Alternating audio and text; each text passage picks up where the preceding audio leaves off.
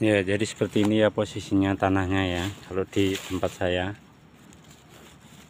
Jadi ini kelihatan seperti gembur ya. Tapi ini merah, dan ini tentunya kekurangan bahan-bahan organik. Jadi kalau kita hanya mengandalkan pupuk buatan atau pupuk kimia, saya jamin tidak akan maksimal.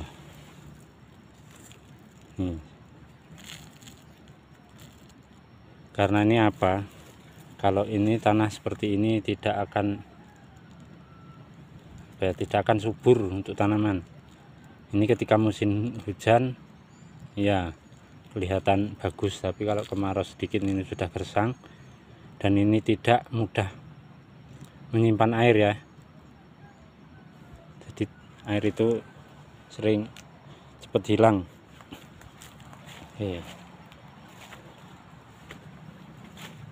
Nah, mungkin seperti ini. Nah, ini ketika kita sudah berikan bahan-bahan organik, tanah akan sedikit seperti ini ya. Nah,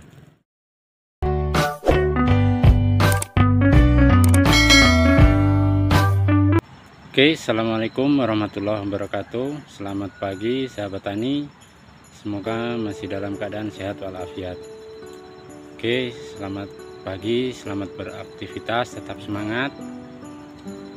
Oke, untuk video kali ini kita akan sedikit memberikan tips bagaimana cara mengatasi tanah yang tandus agar tanaman kembali subur. Oke, di sini saya akan sedikit memberikan tips bagaimana caranya mengatasi tanah yang tandus. Oke, tak perlu lama-lama, langsung saja.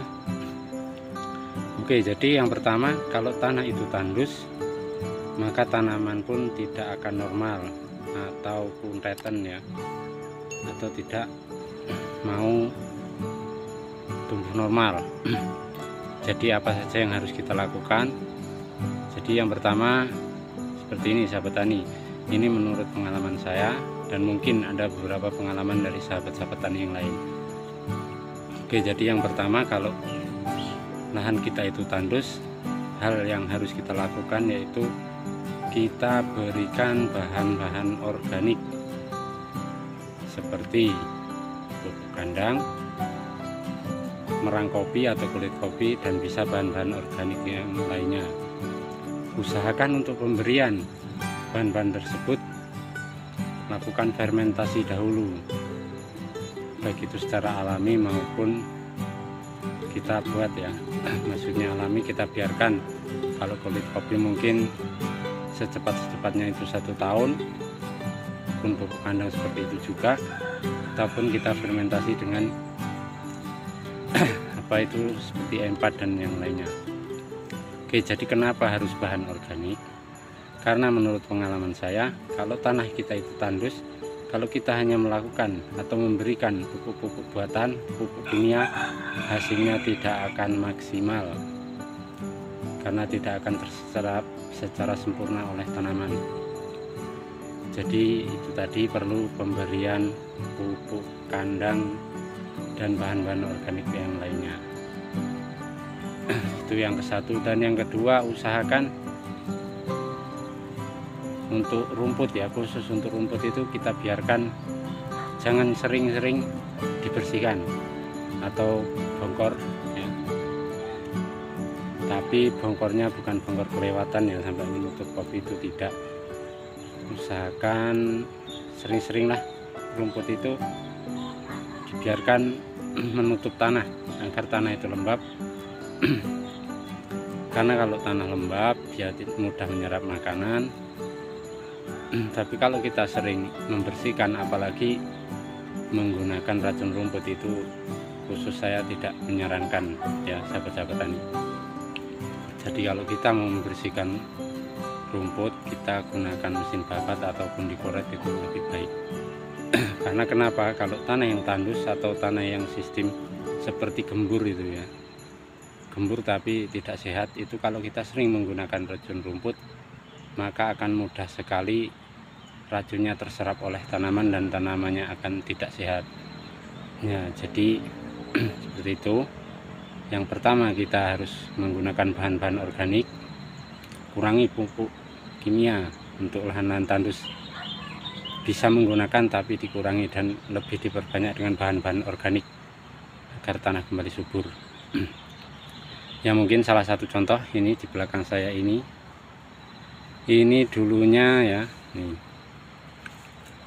ini dulunya sama, tanamannya tidak mau seperti ini karena tanahnya sudah tandus dan kita menggunakan pupuk-pupuk kimia, harapannya agar cepat tanamannya normal, ternyata tidak. Dan ini bisa seperti ini karena kita menggunakan bahan-bahan organik seperti kotoran kambing dan merang kopi. Oke, sekali lagi tips yang pertama yaitu gunakan bahan-bahan organik, baik pupuk kandang maupun kotoran kotoran yang lain lah, bisa pupuk kandang dan sebagainya, bahan-bahan organik lain. Dan yang kedua, hindari penggunaan racun rumput untuk sementara, untuk khusus tanah yang tandus ini, karena mudah sekali menyerap racun ya kalau tanahnya tandus. Oke, dan biarkan untuk rumput sedikit bongkor ya, bukan berarti bongkor yang menutup kopi, itu kelewatan itu. Oke, mungkin itu sedikit tips, semoga bermanfaat, tetap semangat ya. Jadi seperti ini ya posisinya tanahnya ya kalau di tempat saya. Jadi ini kelihatan seperti gembur ya, tapi ini merah, dan ini tentunya kekurangan bahan-bahan organik. Jadi kalau kita hanya mengandalkan pupuk buatan atau pupuk kimia, saya jamin tidak akan maksimal.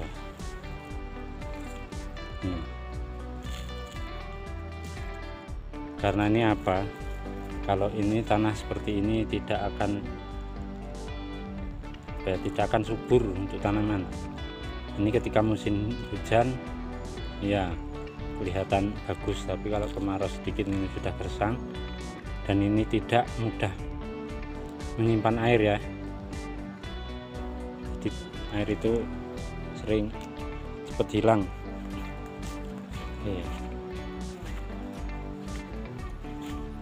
Nah, mungkin seperti ini.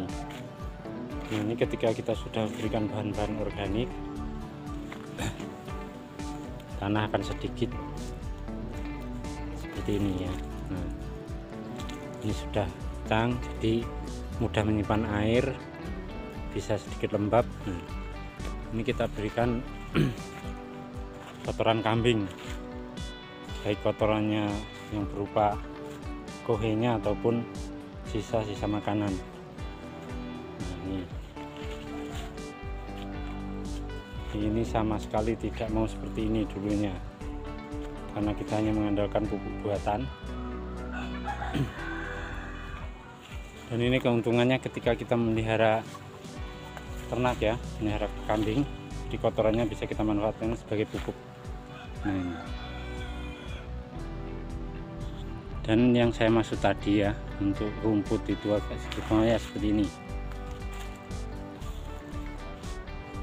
Bahkan ini bisa lebih tinggi sedikit agar tanahnya lembab. Dan sekali lagi usahakan membersihkan gulmanya atau rumputnya menggunakan sabit ataupun dikoret ataupun dibabat dengan mesin. Jadi jangan sering-sering menggunakan racun rumput kalau tanahnya seperti itu. Nah, ini pemberian kulit kopi, ini kulit kopi yang sudah busuk ya. Jadi kulit kopi itu kalau tidak mau fermentasi, paling tidak dibiarkan selama 1 tahun, setelah penggilingan itu akan sudah busuk. Dan ini sahabat tani, jadi kalau lebih bagusnya lagi, sebelum kita memberikan pupuk ini, kita berlakukan di lubang ya, di lubang, apalagi kalau lahannya miring ini agar tidak mudah hanyut. Ya, di lubang, tapi usahakan kalau mau di lubang yaitu tadi kita gunakan kulit kopi ataupun kotoran hewan yang sudah benar-benar terfermentasi baik secara alami maupun kita proses. Oke.